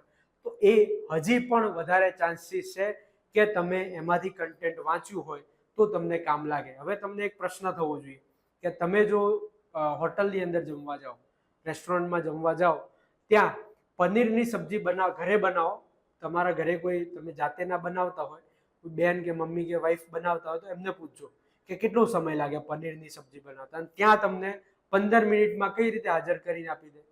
તો એના માટે પનીરનો એક બેઝ તૈયાર જ હોય, એનું જે ગ્રેવી છે એ તૈયાર જ હોય, સીધું ખાલી એની અંદર એ રીતે અલગ પનીર લબાબદાર હોય તો એ રીતે બનાવવાનું થાય, કોફતા હોય તો એ રીતે બનાવવાનું થાય, હાંડી હોય તો એ રીતે બનાવવાનું થાય. એટલે જરાક જે 20-25% ચેન્જીસ છે એ લાવવાનું થાય. પણ હજી એ પહેલું કામ તો તમારે વિઝન, દ્રષ્ટિ કે પછી પ્રહાર કે શૂન્ય કે એ બધી જે મટીરિયલ છે એમાંથી જ તમારે પહેલો બેઝ બનાવવો પડશે. હા, તમને એમાં એવું લાગે કે આ કન્ટેન્ટ જૂનું છે, આ ડેટા જૂનો છે, માની લો કે NFHS 4 નો ડેટા આપેલો છે, ચેકી નાખો. તમે જે ઝેરોક્સ કઢાઈને લાવ્યો છો એમાં જ ચેકવાનું ચાલુ કરી દો, ચેકી જ નાખવાનું. જાડા પોઈન્ટની એક પેન રાખવાની, જે ના દેખાય ને એ રીતે ચેકી નાખવાનું, જેથી રિવિઝનમાં એના ઉપર આપણું નજર ના જાય. હવે પેલું વ્હાઇટનર લાવીને એક એક શબ્દ આમ કરવા ના બેસતા, પાછા સીધું ચેકો મારી દેવાનું. બરોબર, તો એક કામ એ કરી શકો તમે, એટલે જેથી શું થાય, તમારી મહેનત બચી જાય. હવે 10 પોયમ લખેલી હોય, 10 એનેક્ડોટ લખેલા હોય, 10 પંક્તિઓ લખેલી હોય, તો આ બધાની શું જરૂર છે આટલા બધાની? તો એમાંથી જે તમને યાદ રહેવી હોય, ઇંગ્લિશમાં પંક્તિઓ હોય તો તકલીફ શું થશે, પછી યાદ નહીં રહે. સંસ્કૃતમાં પંક્તિ હોય તો યાદ નહીં રહે. બરોબર, તો બની શકે કે ઈઝી હિન્દીમાં અને ગુજરાતીમાં રહેતી હોય તો એ યાદ રાખો. એવું કોઈએ નથી કીધું કે બહુ જબરજસ્ત લખો તો જ માર્ક્સ આવે, એવું નથી. અમુક વાત કોમન લખવાના પણ માર્ક્સ હોય છે. એટલે ધીરે ધીરે રે મના ધીરે સબ કુછ હોય, માલી સિંચે 100 ગડા, ઋતુ આવે ફળ હોય. આ બધામાં કામ લાગે. તમારે આ પ્રકારની 25 પંક્તિ તૈયાર કરીને મૂકવાની અને બધામાં કામ લાગે એ પ્રકારની. બરોબર, તો શું થયું? સૌથી પહેલું વિઝન, દ્રષ્ટિ કે એ પ્રકારે શું કરવાનું છે, એક બેઝ બનાવી લેવાનું છે. બેઝ બનાવવા કામનું. બરોબર, હું પહેલું તો આ જ તમને રિકમેન્ડેશન્સ આપીશ કે જે લોકોએ નથી વાંચ્યું આજ સુધી એસે માટે, તો આમાંથી કોઈ એક સારી PDF પકડી લો અને એ PDF ને ગો થ્રુ કરી જાઓ. હવે તમે એમાં બીજી વાંચીને એમાં અંદર એડ કરવા જો ને બધા કરવા જશો તો બહુ સમય વેડફાઈ જશે. જે લેટેસ્ટ એડિશન કોઈકનું આવ્યું હોય કે જેમાં ડેટા બેટા બધું અપડેટેડ હોય, એને એક વખતે વાંચી જવાનું છે. બરાબર, હવે બીજી આપણે ચર્ચા કરીએ છીએ. હવે આની અંદરથી બહુ બધું મળે છે, જેમ કે વુમનનો ટોપિક હોય તો એ લોકો બહુ બધું આપેલું, ડેટા, પછી રિપોર્ટ્સ, કોટ્સ, પછી જુઓ તો તમે એની અંદર શું છે, એક્ઝામ્પલ્સ આપેલા છે. શાના? તો સારા સારા એચિવમેન્ટના એક્ઝામ્પલ્સ આપેલા હોય, કાં તો પછી સારી સારી બુક્સ, મૂવીઝ, એના વિશે કોઈ બુક્સ હોય, મૂવીઝ હોય, એ બધાનું નામ લખેલું હોય. પછી એના વિશે કેસ સ્ટડીઝ હોય, એનેક્ડોટ હોય, એનેક્ડોટ્સ એની અંદર મૂકેલા હોય. પછી પહેલાથી લઈને અત્યાર સુધી કઈ રીતે એમનું ડેવલપમેન્ટ થયું છે, એમના સામે કયા કયા હર્ડલ્સ રહ્યા છે અને દૂર કરવા સરકારે શું એફર્ટ્સ લગાવ્યા છે, પ્રોવિઝન શું કર્યા છે, એ બધું જ એની અંદર એક જગ્યાએ આવી જશે. હવે એને તોડી મરોડીને નવી જગ્યાએ એને સેટ કરીને કઈ રીતે લાવવું છે જવાબમાં, એ બધા માટે તમારા પાસે એક બેઝ તૈયાર થયેલો હોવો જોઈએ, અને આનાથી સારું કોઈ બનાવી શકશે નહીં જો તમે કોર્સ નથી લેતા તો. બાકી આપણે આના માટે તમારા સાથે લાઈવ ડિસ્કશન કરીશું કે જેથી તમારું બ્રેઇન સ્ટોર્મિંગ થાય. કઈ રીતે બ્રેઇન સ્ટોર્મિંગ થાય? તો વુમન ઉપર જેટલા કોન્સ્ટિટ્યુશનલ પ્રોવિઝન્સ છે હું લાઈવ સેશનમાં તમને પૂછતો હોઉં તો ફાટ. હવે તમે જોયું હશે ગયા જ એકાદ બે પહેલાનો વિડીયો યુટ્યુબ ઉપર મૂક્યો છે કે કેવા લોકો લાઈવ ઇન્ટરેક્શન આપણા સેશનમાં કરતા હોય. તો એ રીતે તમારું મન કદાચ બોલવા માટે બહુ ઇન્ટ્રોવર્ટ પ્રકારના હોય તો બીજા બધા એટલા બધા બોલતા હશે ને કે તમને એમ થશે કે ના હું પણ જવાબ આપું ને. એમ કરતા જ તમારું એનું રિવિઝન થઈ જાય. સારા એક્ઝામ્પલ્સ તો સ્પોર્ટ્સના લેવલના એક્ઝામ્પલ બધાને ખબર હોય, પણ એક વખત તમે બોલી જાઓ, કદાચ એવું બને કે સીમા ચાનુ વિશે તમને એકાદ વાક્ય એક્સ્ટ્રા ખબર પડે કે બરાબર આખી દુનિયા આમ હતી ને એ આમ હતા, એ રીતનું કંઈક એક્સ્ટ્રા વાક્ય તમને ખબર પડે તો તમે જોરદાર રીતે લખી શકો. તો લાઈવ ડિસ્કશનનો ફાયદો એ. આ રીતે આપણે 30 થી 40 ટોપિક ઉપર લાઈવ ડિસ્કશન. એના પહેલા તમને આપીશું લખવા માટે, જેમ કે વુમન ઉપર મારે તમને ડિસ્કશન કરાવવું છે તો વુમન ઉપર એક એસે તમને આગલા અઠવાડિયે આપ્યું હોય, તમે લખીને ગ્રુપમાં મૂકો અને એ ગ્રુપમાંથી 5 કે 7 જવાબો લઈ, આખા જવાબો તો લઈએ તો કોઈ શક્યતા જ નથી, સ્ક્રીનશોટ લઈશું આપણે કે જો અર્થવ્યવસ્થા ઉપર લખવાનું થયું હતું તો આ વ્યક્તિ અર્થવ્યવસ્થા ઉપર કઈ રીતે લખ્યું છે અને એમાં કયા મુદ્દા એડ કરી શકાય એવા હતા તો એ લઈએ. વુમનના એસેની અંદર કયો ઇન્ટ્રોડક્શન લખી શકાય એમ હતું આની અંદર, આનાથી પણ જોરદાર કોઈ કે લખ્યો હોય તો આપણે બતાવીશું પણ ખરા. ઘણી વખત એવું બને કે ઘણા લોકો પોતાનો જવાબ બીજાને બતાવતા ખચકાતા હોય છે. બહુ યુનિક હશે તો હું પણ નહીં બતાવું, કેમ કે એમની પોતાની મહેનત છે, બરોબર, એને પાછળ એમને સમય આપ્યો છે, તે વસ્તુ આપણે પ્રદર્શિત ના પણ કરીએ, બરોબર. તો એ રીતે કઈ વસ્તુમાં વધારે સુધારા, જે નેગેટિવ ઓછું સારું હશે ને એમાં વધારે ઇમ્પ્રુવમેન્ટ લાવવાનો આપણે પ્રયત્ન કરીશું કે આની અંદર આટલું સુધરી શકે એ રીતે. તો લાઈવ ડિસ્કશન કરીને આપણે આ પૂરું કરીશું. તો બેઝ બનાવવાનું કામ અહીંયા વાંચીને પણ થઈ જશે. આપણા લેક્ચર્સ જોશો 30 જેટલા લેક્ચર્સ, તો એની અંદર પણ એ વસ્તુ કવર થઈ જવાની છે. ચલો પછી જોઈએ આપણે બીજું છે એની અંદર સૌથી ઇમ્પોર્ટન્ટ સંદેશના એડિટોરિયલ્સ, બરોબર. તો સંદેશના એડિટોરિયલ્સ તમે જોશો તો સંદેશના એડિટોરિયલ્સ જબરજસ્ત હોય છે. કેમ? કારણ કે બીજી કોઈ ન્યૂઝપેપરની અંદર આ રીતે ટુ ધ પોઈન્ટ એડિટોરિયલનું પેજ નથી આવતું. ભલે એનું એટલું બધું વિશ્લેષણ જબરજસ્ત મજબૂત ના હોય છતાં પણ એ લોકો ટોપિક તો એવા આપે જ છે કે જે ફાયદો થાય. જેમ કે 13 તારીખનો જે સંદેશ છે એની અંદર 2 લેખ મને જોવા મળ્યા હતા. એક પહેલો લેખ હતો કે જે વ્યક્તિ પરિસ્થિતિનો સહજ સ્વીકાર કરે ત્યાં સ્વર્ગ છે. હવે વિચાર કરો કે આનાથી સારો ફિલોસોફિકલ એસે તમને ક્યાં મળે? તો બની શકે કે આમાં 20% જ કન્ટેન્ટ સારું હોય, તો 20% લઈ લો. નોટ્સ બનાવવા વખતે આનું ડિસ્કશન કરીએ, આનું લઈ લો તમે કન્ટેન્ટ, પછી તમે એના ઉપર ફર્ધર ડિસ્કશન કરો મગજ સાથે, મિત્રો સાથે, કે આની અંદર બીજું શું આવી શકે એમ હતું, આમાં કયા બીજા મુદ્દા. એની એક લિમિટ હશે, એ 9 પેજનો નિબંધ એની અંદર નહીં લખી શકે, આપણે લખવાનું છે. તો એ વખતે તમારે શું કરવાનું, તો તમારે પ્રયત્ન કરવાનું કે એની અંદર બીજું શું ડિસ્કશન થઈ શકે એમ છે. બીજો એની અંદર લેખ હતો એક, શું હતું, અંગ્રેજોની પાર્લામેન્ટમાં, અંગ્રેજોની સંસદમાં 27 મૂળભૂત ભારતીયો પર નજર. આ શું થયું? તો જીઓપોલિટિક્સ, પછી ભારતના જે લોકો છે ધીમે ધીમે બીજા દેશોમાં મહત્વના હોદ્દાઓ પર આવતા જાય છે. જેમ કે હમણાં સુધી ઋષિ સુનાક પ્રધાનમંત્રી જ આપણા મૂળભૂત ભારતીય હતા, તો એમના વિશે તમે આ રીતનું તમને કન્ટેન્ટ ખબર હશે તો તમને એક્સ્ટ્રા રીડિંગ કરેલું કહેવાય. અને આ એક્સ્ટ્રા રીડિંગ તમને ઘણી બધી જગ્યાએ લખવા કામ લાગે.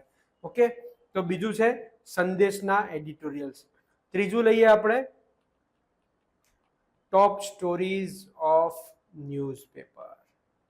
હવે જુઓ, ન્યૂઝપેપર તો તમને ખબર છે કે આપણે હાઇલાઇટ કરીને મૂકીએ છીએ જીપીએસસી મેન્ટોર્સની બીજી ચેનલની અંદર, અને 9000 લોકો એની અંદર જોડાયેલા છે. આશ્ચર્યની વાત છે કે ખાલી ન્યૂઝપેપર વાંચવા પણ આટલા બધા મિત્રો જોડાયેલા છે. સરસ વાત કહેવાય, બરોબર. થોડાક સમયમાં મને લાગે છે કે મેઇન ચેનલને પણ ઓવરટેક કરીને આગળ વધી જશે. અને જો આ ટોપ સ્ટોરીઝ વાળું સેશન કે જે આપણે કોર્સમાં લઈએ છીએ, જો હું ફ્રીમાં મૂકતો હોત ને તો કમસે કમ 20,000 30,000 જેટલા સબસ્ક્રાઈબર રમતા થઈ જાય, પણ મારે સબસ્ક્રાઈબર નથી વધારવા, મારો ઉદ્દેશ એ નથી. મારે શું છે, ક્રીમ કન્ટેન્ટ વ્યવસ્થિત પીરસવું છે, અને એના માટે થોડાક પૈસા તો તમને ખબર છે કે બહુ લો કોસ્ટ હોય છે. અને પેલું મૂવીની જેમ, કયું મૂવી, સરફીરા મૂવી જે હમણાં આવ્યું છે ને, એની અંદર શું કહે છે, લો કોસ્ટ જે ફ્લાઇટ જે ખરી એ એટલા માટે લો કોસ્ટ નથી કે એની ક્વોલિટી કોમ્પ્રોમાઇઝ છે. બાકી ક્વોલિટી કોમ્પ્રોમાઇઝ હોય તો ડીજીસીએ એને ઉડવા જ ના દે, પણ ઉડવા કેમ દે છે, બધા સેફટી મેજર્સ એ ફોલો કરે છે. ખાલી ફરક કેવો છે કે તમારી હોસ્પિટાલિટી ને બધામાં થોડોક ફરક પડે એમ.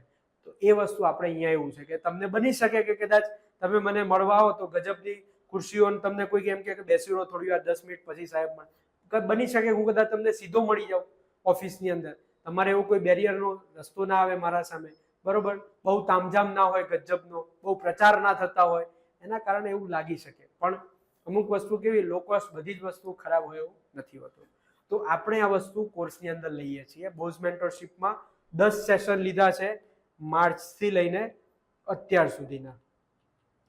હવે શું હોય છે ટોપ સ્ટોરીઝ ઓફ ધ ન્યૂઝપેપર, તો જે નાના નાના ટુકડા, હવે ટુકડા ઇન ધ સેન્સ કે જે આજનું ન્યૂઝપેપર માની લો કે લઈએ તો આજનામાં કયા કયા 3 મુદ્દા હતા. એક મુદ્દો એની અંદર એ હતો કે ફોક્સકોન જે કંપની ખરી ને કે જે માઇક્રોચિપ બનાવે છે, તો એના કંપની સામે ફરિયાદ થઈ છે. હવે કેમ ફરિયાદ થઈ છે, તો એનું કારણ એ કે ફોક્સકોન કંપની પરિણીત મહિલાઓને નોકરીએ નાખવાનો ઇનકાર કર્યો હતો. હવે તમે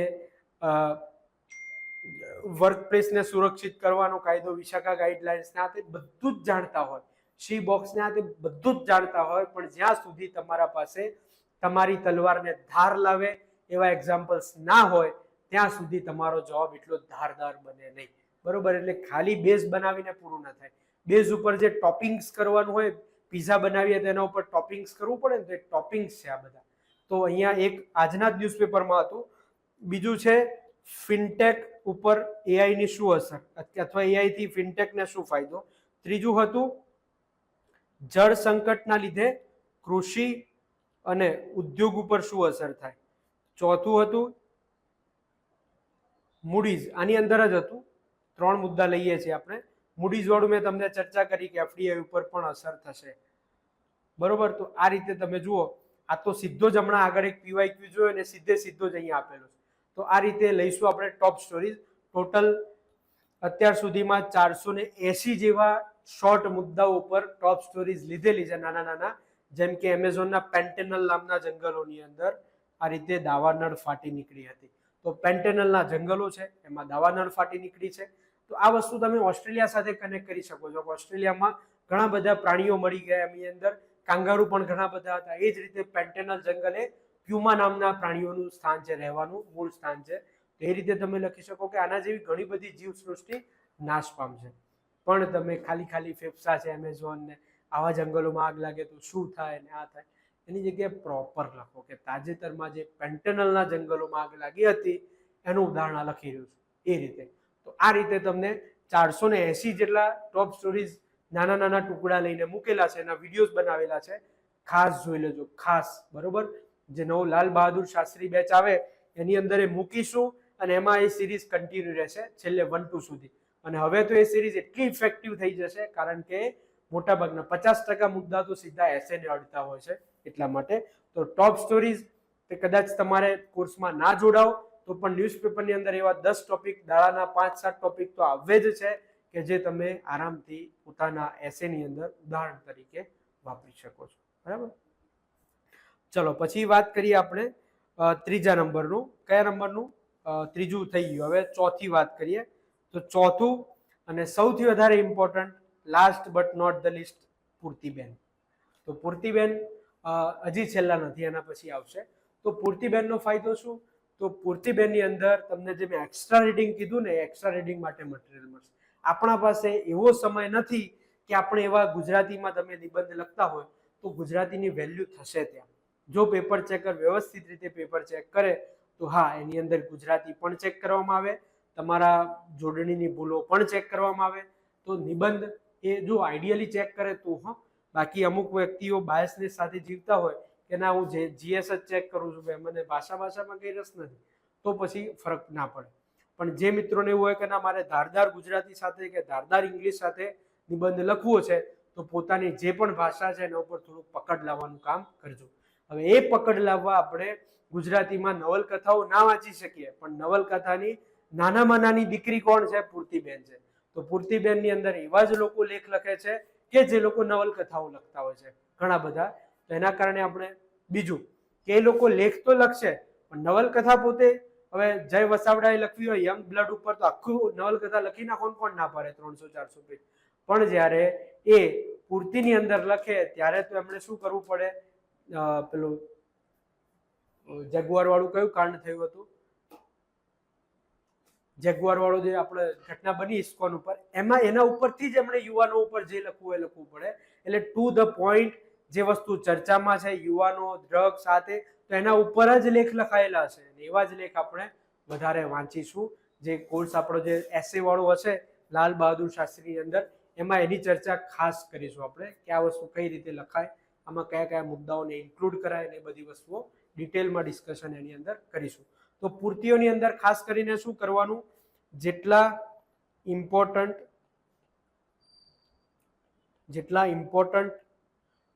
લેખ છે એટલા જ કરો, બરાબર? હવે થશે કેવું? આની અંદર તમે બોર્ડર બનાવી શકો તો ઠીક છે, બોર્ડર ના બનાવી શકો તો તકલીફ થાય. જેમ કે ઇનર પેરીમીટરમાં એવા મુદ્દા છે કે જે હેલ્થ, એજ્યુકેશન, સ્પોર્ટ્સ ને આતે એ ઇનર પેરીમીટરમાં છે. આઉટર પેરીમીટરમાં શું છે કે જે ફિલોસોફિકલ પ્રેમની વિભાવના ને બધા, હવે એના માટે તો આખી પૂર્તિ ભરેલી છે, આખો અવકાશ જ અવકાશ છે, બરોબર? એવા વખતે તમારા સામે પ્રશ્ન આવીને ઊભો થાય કે એસે ફિલોસોફિકલ તો 1000 પ્રકારના પૂછવાય તો પૂછાય, તો હું તૈયાર કરી રહ્યો છું વ્યવસ્થિત છે કે નહીં? તો એના માટે મિત્રો હું તમને એક સજેશન આપું છું. કોઈ જગ્યાએ તમને હાઇલાઇટ કરેલું આપતા હોય ને તો એના પાસે જજો. કેમ કે કેવું થાય, બિનજરૂરી તમે લીડરશિપની સ્કિલ ઉપર જ 20-25 લેખ વાંચી નાખ્યા, પણ એમાંથી જે કન્ટેન્ટ કામનું હતું એટલું જ વાંચીને તમે નીકળી ગયા હોત તો લીડરશિપનું કામ પૂરું થઈ જાય. એના કારણે શું થાય? ટુ ધ પોઈન્ટ તૈયારી થાય અને ઓછા સમયમાં થાય. એટલે આ રીતે આપણે કોર્સની અંદર આપવા માંગીએ છીએ. શું આપીશું? તો હાઇલાઇટ કરેલા સીધા પોઈન્ટ આપી દઈશું કે જેથી તમારો સમય ના બગડે. એની અંદર ભાષા હાઇલાઇટ કરેલી નહીં હોય, કેમ કે એમાંથી ભાષા નથી સુધારવી, એમાંથી આપણે એવું કન્ટેન્ટ લઈ લેવું છે કે જે આપણને સીધું લખવા કામ લાગે, બરાબર? તો પૂર્તિબેનની અંદર હમણાં જે લેટેસ્ટ જે પૂર્તિબેન છે સંસ્કાર ગઈકાલના, એના 1-2 લેખની વાત કરું તો જુઓ. હાથરસની નાસભાગ, હાથરસમાં જે કાંડ થયું હતું ને એ કાંડની વાત છે. હાથરસની નાસભાગ અને અંધશ્રદ્ધાનું કેન્સર. અંધશ્રદ્ધાનું કેન્સર, આપણે તેનો ઈલાજ કેમ નથી કરી શકતા? તો કેટલું જબરજસ્ત વાક્ય છે, કેટલો જબરજસ્ત ફકરો છે. બીજું જોઈએ આપણે, જગતનો ફિલ્મ ઉદ્યોગ, જગતનો ફિલ્મ ઉદ્યોગ ચિંતામાં છે, આવતા 10 વર્ષમાં શું થશે? તો જોયું, ફિલ્મ જગત ઉપર તમને પૂરેપૂરું આખો એનાલિસિસ આ એક જ લેખમાં મળી જાય. અને હું બહુ જૂના ઉદાહરણ નથી આપી રહ્યો, ગઈકાલનું ઉદાહરણ આપું છું. આ જ રીતે સંસ્કારમાં, આ જ રીતે તમને દિવ્ય ભાસ્કરની રસરંગ પૂર્તિની અંદર અને ગુજરાત સમાચારની પૂર્તિની અંદર ત્રણે બુધવાર અને રવિવારની પૂર્તિ તમે કરી શકો છો. પણ ખાસ તમને સામે ડેન્જર મૂકી રહ્યો છું. ડેન્જર એ કે આમાં તમને ઇનર પેરીમીટર કીધું, એ ઇનર પેરીમીટરના મુદ્દાઓ ખાસ વાંચી લેજો. આઉટર પેરીમીટરના મુદ્દા જો વાંચવાની ઈચ્છા હોય તો કોર્સની અંદર કે એટલો બધો ભાવ હોવાનો નથી, એ કોર્સમાં જોડાઈ જજો, બરાબર? કેમ કે હું તમને સલાહ નથી આપતો, બાકી પછી તમે જ કહેશો કે મેં એટલું બધું રીડિંગ કરાયું અને અમારે ઇસ્યુ થઈ ગયો એમ,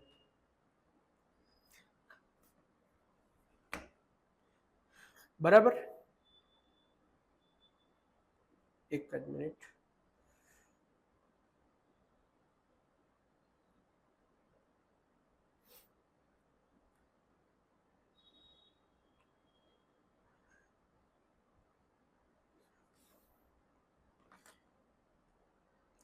ચલો, તો હવે જોઈ લઈએ. પૂર્તિબેનની અંદર આટલું હતું. ઇઝરાયલ અને પેલેસ્ટાઇનમાં અમેરિકાએ જે પક્ષપાત કર્યો છે એનો મુદ્દો હતો. ઓલિમ્પિક ઉપર ક્લાઇમેટ ચેન્જની શું અસર થવાની છે એ મુદ્દો હતો. આવા બધા મુદ્દાઓ ગઈકાલની પૂર્તિઓની અંદર હતા.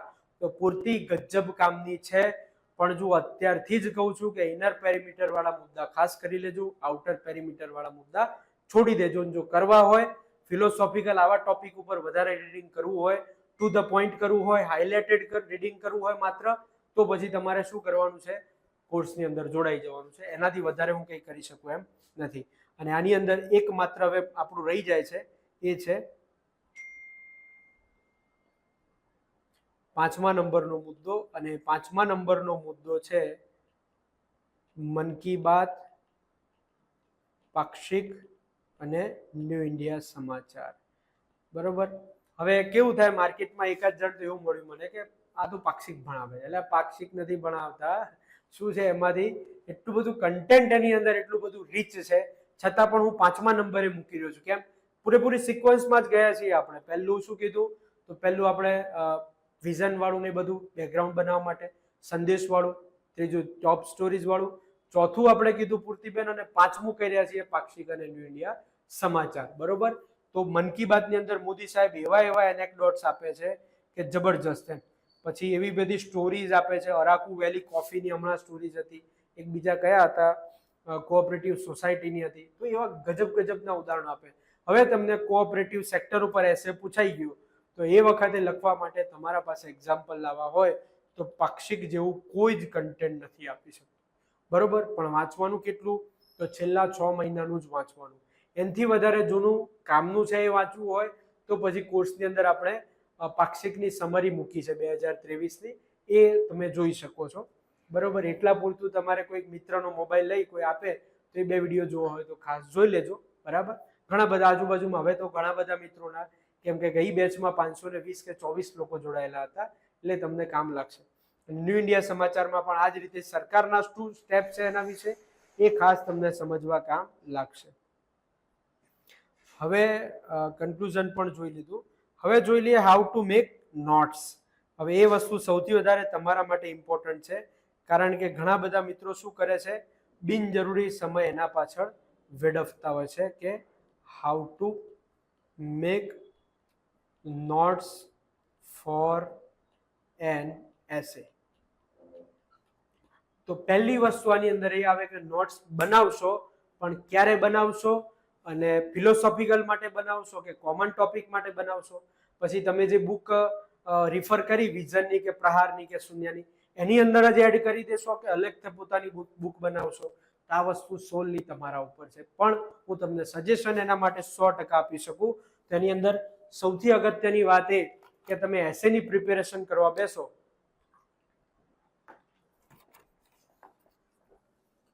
એસેની પ્રિપેરેશન કરવા બેસો એટલે મારો તમને એક હમ્બલ રિક્વેસ્ટ એ છે કે શું કરો, એવો સમય પસંદ કરો કે જે સમયે તમે કંટાળેલા હો. જેમ કે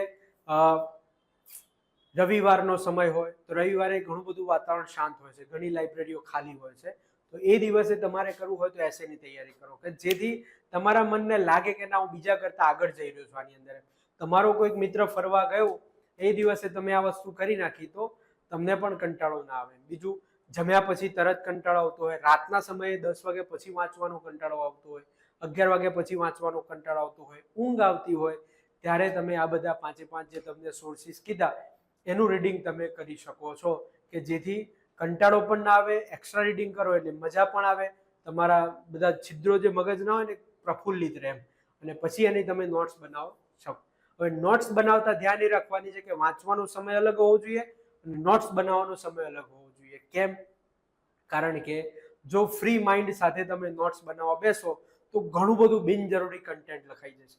પણ જે તમારો વાંચવાનો 3 કે 4 કલાક નક્કી કરી દો, એકદમ ક્રીમ અવર્સ જે કહેવાય ને તમારા 4 કલાક, એવા 4 કલાક નક્કી કરી દો અને એ 4 કલાકમાં જ તમારે નોટ્સ બનાવવા બેસવાનું. ગઈકાલે વાંચી લીધું હોય, એમાં ઇમ્પોર્ટન્ટ હાઇલાઇટ કરી દીધું હોય, પછી તમે જ્યારે નોટ્સ બનાવવા બેસો ત્યારે તમે એમાંથી કમ્પ્લીટલી નોટ્સ બનાવી. શું ફાયદો શું થાય ખબર છે?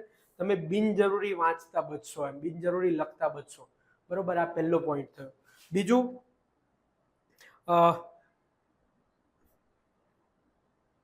હા, ઓકે, આમાં 2 ભાગ પાડવાના છે આપણે.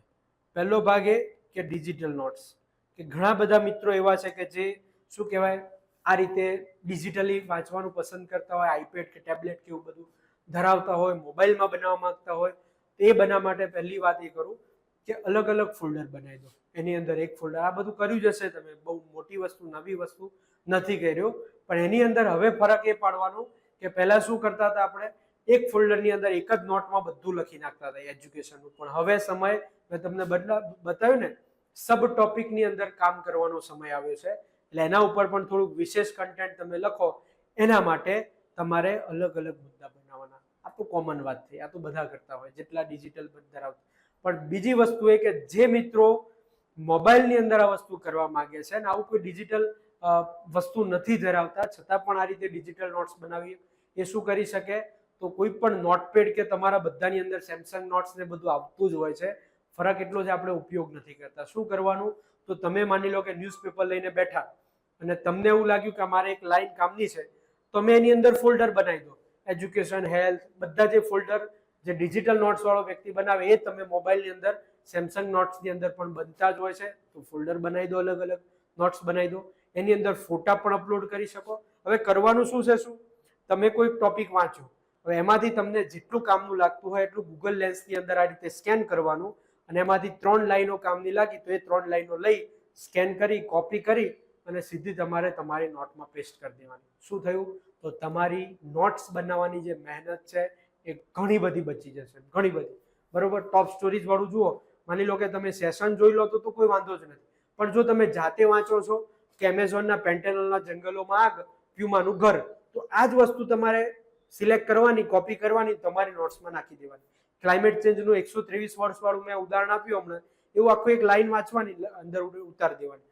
હવે તમે લખવા બેસો કે ભાઈ પહેલા જે નવરાત્રી હતી એમાં આવું હતું ને હવે આવું છે, એ એનાલિસિસ લખવાનો સમય નથી આપણા પાસે, પણ એનાલિસિસ ભૂલવા માટેનો પણ સમય નથી. એનાલિસિસ ભૂલાય પણ નહીં, એનાલિસિસ આપણને યાદ હોવું જોઈએ, એના માટે આપણે એને નોટ્સમાં ઉતારતા. જો આ બહુ સ્માર્ટ ટેકનિક છે. મોબાઈલની અંદર પણ આ વસ્તુ તમે આરામથી કરી શકો છો, પણ આ વસ્તુ તમારે કરવી હોય તો.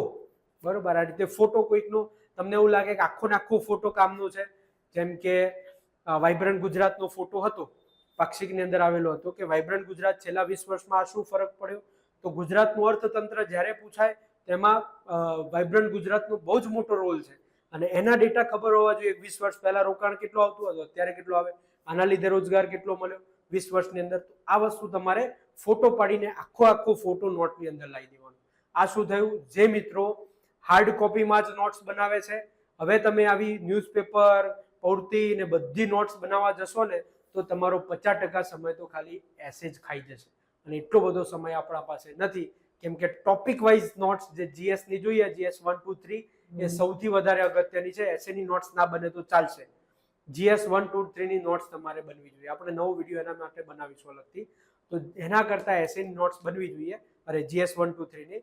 તો એસએની છૂટવી પણ ના જોઈએ, અને ના છૂટે એના માટે તમે આ રીતનો પ્રયત્ન કરી શકો છો કે અલગ અલગ ફોલ્ડર મોબાઈલમાં બનાવી શકો, પેલામાં બનાવી શકો, પણ આખા ગૂગલ લેન્સની અંદર સ્પીડ લાવી દો. અમારે હવે આખો દિવસ ને રાત 2 વર્ષથી આના ઉપર જ કામકાજ છે બધું, ગૂગલ લેન્સ ને આઈપેડ ને હાથે. તો હવે બહુ સ્પીડમાં કામ થાય છે, એ સ્પીડ તમારે પણ આવી જશે.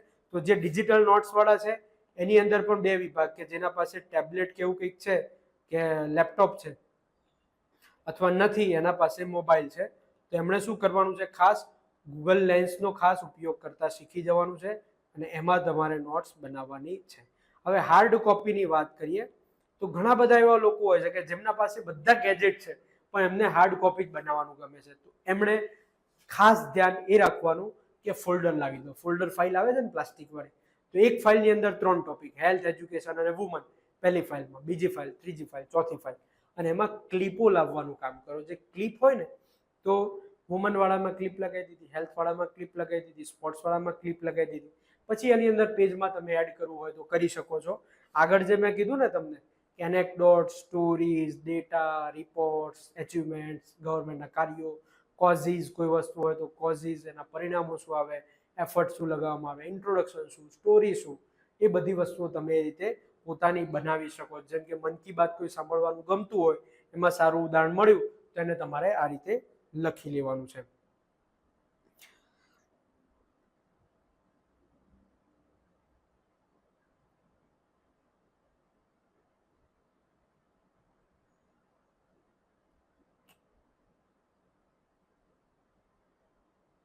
હવે એક પ્રશ્ન તમારા મનમાં હોય કે જો અમે વિઝન કે એવું કંઈક અમારા પાસે મટીરિયલ હોય તો શું અમે એની અંદર જ આ બધું એડ કરતા જઈએ તો ના ચાલે? પણ એમાં લખવાનું તો આવ્યું જ ને પાછું તમારે. બીજું બને એવું કે અમુક વસ્તુ જગ્યા ના હોય ત્યારે તમારે ખીચડો થઈ જાય. અમુક વખત એવું બને કે એ બુક તમે જ્યારે છેલ્લે વાંચવા બેસો ત્યારે એટલી બધી બનકી થઈ ગઈ હોય, કેમ કે ઓલરેડી એ જે વિઝન હોય કે કોઈ પણ શૂન્ય હોય એમાંથી ઘણું બધું કાઢી લેવાનું છે તમારે. એ આખું વાંચવા ના બેસી શકાય, કેમ કે એક વસ્તુ માટે તમે 30 પેજ વાંચો, 30 ટોપિક માટે 900 પેજનું ક્યારે રિવિઝન કરો? એટલે નોટ્સ તો તમારી પોતાની બનાવવાની, પણ જે કોન્સ્ટિટ્યુશનલ લીગલ્સ પ્રોવિઝન્સ છે એમાં એક એક શબ્દોમાં લખવાનું. ખાલી આર્ટિકલ 14, આર્ટિકલ આ, પછી મેટર્નિટી માટેનો કાયદો, પછી પીસીપીએનડીટી, તો ભ્રૂણ હત્યા ના થાય એના માટે પીસીપીએનડીટી 1985. એ રીતે તમને કમ્પ્લીટ એક એક શોર્ટમાં યાદ રહેવું જોઈએ. પણ શોર્ટમાં લખવાનો ફાયદો ત્યારે જ થાય કે જો એનું 15 દિવસે એક વાર રિવિઝન થાય, બાકી બધું બાષ્પીભવન. ઓકે, તો આ વસ્તુ નોટ્સની અંદર આવી ગઈ. આ રીતે તમે નોટ્સ બનાવી શકો છો. તમને સિંગલ પેજ વાળું પણ મેં તમને કહી દીધું. ટોપ સ્ટોરીઝનું ને પૂર્તિનું ને બધાનું પણ કહી દીધું કે ટોપ સ્ટોરીઝની ને બધાની નોટ્સ બનાવી હોય તો આ રીતે એક એક શબ્દો તમે સ્કેન કરી અને પોતાની નોટ્સની અંદર ઉમેરી શકો છો. બરાબર. અને બીજું, ટોપ સ્ટોરીઝની જ્યારે નોટ્સ બનાવતા હોય ત્યારે જરૂરી નથી કે તમારા પાસે તમે દરેક ટોપિકમાં જ મૂકતા જાઓ. મિક્સ નોટ્સ બનાવશો તો પણ ચાલશે. અમુક વસ્તુની 480 ટોપિક હતા, દરેકમાં 3-3 લાઈનો જ કામની હતી. તો 3 લાઈનો તમે લખી હોત તો અત્યારે ઘણા બધા મિત્રોની વ્યવસ્થિત ટોપ સ્ટોરીઝની નોટ્સ તૈયાર છે. હવે અમુક વસ્તુ એવી બનતી હોય કે તમે આ ડિસેમ્બર પછી એને વાંચવા જશો તો એ નકામી થઈ જાય, ઘણા બધા વાક્યો નકામા થઈ જાય, તમે એને ચેકી નાખો. બરાબર. ચલો, હવે મારા ડિસ્કશનનો હવે ધીમે ધીમે અંત થવા આવી રહ્યો છે અને એની અંદર આપણે એક વસ્તુની ચર્ચા કરી રહ્યા છીએ કે હવે બ્રેઇન સ્ટોર્મિંગ કઈ રીતે કરવું. કે એસે તમારા સામે મૂકીએ આપણે, તેનું બ્રેઇન સ્ટોર્મિંગ કઈ રીતે કરવું. તો તમારે ટીકી ખરી ને આપણી 12 મિનિટ વાળી, એ ટીક મૂકી દેવાનું 12 મિનિટ માટે. 12 મિનિટ સુધી નિબંધ લઈ લેવાનું કોઈ પણ એક. પહેલા એનું કન્ટેન્ટ વાંચવાનું નથી. કોઓપરેટિવ સેક્ટરનું કન્ટેન્ટ વાંચીને પછી તમે બ્રેઇન સ્ટોર્મિંગ કરવા બેસો તેનો કોઈ જ અર્થ નથી. તમારે સીધો ટોપિક ઉઠાવવાનો યુપીએસસીના નિબંધ ને એવું બધું. ફિલોસોફિકલમાં તો યુપીએસસીના ક્વેશ્ચન્સ બેસ્ટ છે, કેમ કે સીધા કોપી ના થાય પણ એ લેવલ તમને દેખાશે પેપરની અંદર. તો લેવાનો 12 મિનિટ સુધીનું બ્રેઇન સ્ટોર્મિંગ કરો. ક્યાં આપણે જે પાછળના પાને જે બ્રેઇન સ્ટોર્મિંગ કરતા હોય એ રીતે. તમારે એનું એક્ઝામ્પલ જોવા હોય ને તો ક્યાં જોઈ શકો તમે? તો જેટલે ટોપર્સ છે ને એમની બધી પાછળની કોપીઝમાં જોજો તમે, એક એક શબ્દો લખેલા છે. એ લોકોએ આખા વાક્યો નહીં લખ્યા હોય. તો અરાકુ કોફી લખવી હોય તો અરાકુ શબ્દ, પછી માની લો કે પિરાણાના ડુંગર વિશે લખવું હોય તો પિરાણા ખાલી. બરોબર. ચીટેલુઈ કેમ્પેન તો ચીટેલુઈ. એટલા શબ્દોની અંદર આપણે એ રીતે પ્રેક્ટિસ કરવાની. આપણા મગજને ખોલવાનો પ્રયત્ન કરવાનો કે સોશિયલ માટે કયા ટોપિક આવે, ઇકોનોમી માટે કયા ટોપિક આવે, સોસાયટીની અંદર કયા ટોપિક આવે, બધા જ ટોપિક તમે ડિસ્કસ કરો. શરૂઆત હું આની અંદર કઈ રીતે કરી શકું, કયા 2-3 પ્રકારે શરૂઆત થાય. જો ડેટાથી શરૂઆત કરવી હોય તો મને કયા ડેટા યાદ છે આની અંદર. ફાયદો શું થશે કે જ્યારે તમે બ્રેઇન સ્ટોર્મિંગ કર્યું ને એના પછી જ્યારે કોઓપરેટિવ સેક્ટરનો નિબંધ તમે વાંચવા બેસો, કન્ટેન્ટ લખવા બેસો ને, ત્યારે તમે એકદમ સ્પીડથી મગજ ચાલશે. ફટાફટ કન્ટેન્ટ ભેગું કરતા હશો. મને આ વસ્તુ યાદ રાખવામાં તકલીફ પડી હતી, કોન્સ્ટિટ્યુશનલ પ્રોવિઝન્સ એના માટેના યાદ નહોતા આવતા, બધું જ તમે કરી લેશો. અને આ વસ્તુ ડેઈલી એક નિબંધ માટે 12 મિનિટ માટે કરો અને પછી મહિના પછી જુઓ તો ગજબ લેવલનું ઇમ્પ્રુવમેન્ટ તમને નિબંધની અંદર દેખાશે જ. આ વસ્તુ આની અંદર શું જોયું એસેના સેશનમાં આપણે? તો પીવાયક્યુ એનાલિસિસ જોયું. સોર્સિસ, બેસ્ટમાં બેસ્ટ સોર્સિસ તમને ઉદાહરણ સાથે કહી દીધા છે. બરોબર. પછી સોર્સિસની વાત કરી, નોટ્સ કઈ રીતે બનાવવાની, બ્રેઇનસ્ટોર્મિંગ કઈ રીતે કરવાનું, બધા ટોપિક મારા ખ્યાલથી આવી ગયા છે. કદાચ જોઈ લઈએ એકાદ કોઈ બાકી રહી ગયો હોય તો.